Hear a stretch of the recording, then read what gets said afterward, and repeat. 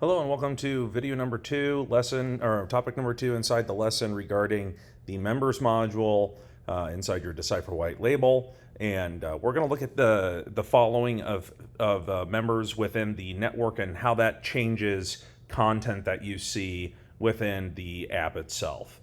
There's not a whole lot to review on this, but it's good for you to conceptualize what happens with your users when they do follow somebody. And right now I'm following Omega.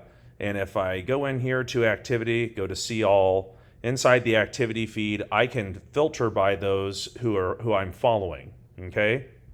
Now you can follow somebody and not be connected with them. There's a difference between the two.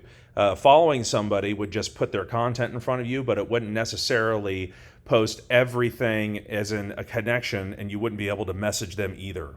It's a good way for you to know what other people are doing without them knowing that you're really following them. Decyphor and Rise Page, the app itself, the design is that it keeps you kind of anonymous when it comes to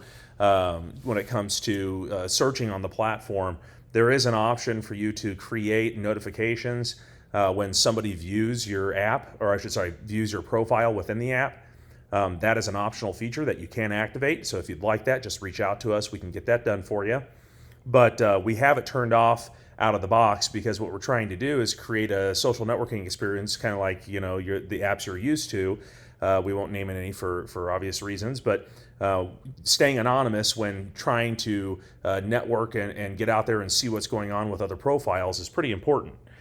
So let's go ahead and let's take a look at Omega's profile here. I'm going to unfollow. So now that I've unfollowed Omega, I'm still connected to Omega, but I've unfollowed the activity. So what that means is now I will see when Omega updates inside the activity, but if I filter inside the activity feed, he will no longer be showing up inside my activity feed for follows. So now I can separate my member connections with the following that I've done so that when I go to filter and see the content, I know which is which. If I go back and I go into Omega here and I follow him again, now I've got the follow set up. So if I go back to the activity feed and I go to following, now his activity will show up inside of that as a filter option. If I go to Omega and I view as Omega, I should say. Now that I've viewed as Omega, you can see that there are no notifications of anybody following you, etc. We're keeping it anonymous because you don't necessarily need to know who's following you. You really do need to know who is connecting with you. And if you do want a notification sent to you when somebody views your profile, we can help you get that set up as well.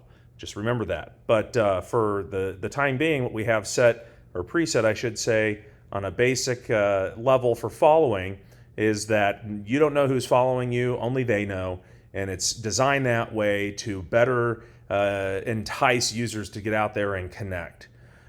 So knowing this, you can start to see how Decyphor and the app structure, the modules within it, are kind of a mix of like your friendly social networks where you're trying to build friends lists, let's just name them Facebook, Twitter, etc., and a mix between that and LinkedIn, where you actually do get notifications of people who are doing certain things throughout the network, and you can control all of that through the automations module, which we'll dive into in more depth later on throughout this course and throughout the knowledge base itself.